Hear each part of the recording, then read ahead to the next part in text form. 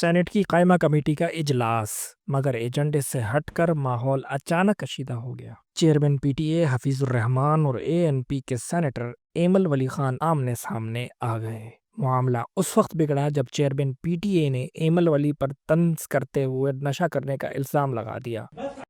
آپ کو تکلیف کیا ہے؟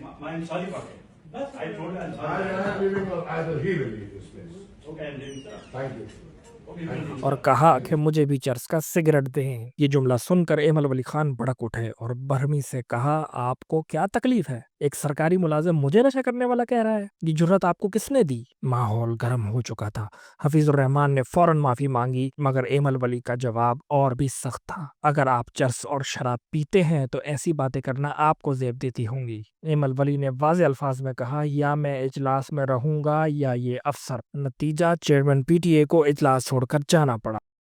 یہ غلطی نہیں ہوتی ہے، غلطی نہیں،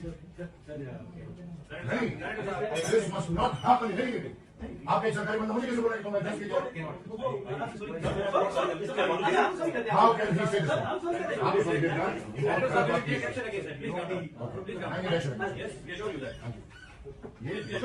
اور چیئرمین قائمہ کمیٹی آغا شاہ زیب نے نہ صرف حفیظ الرحمان کے رویے کی مذمت کی بلکہ اس معاملے کو وزیر اعظم کے سامنے اٹھانے کا فیصلہ بھی کیا۔ یہ صرف ایک اجلاس نہیں تھا، یہ سسٹم میں تمیز اور احترام کی جنگ تھی۔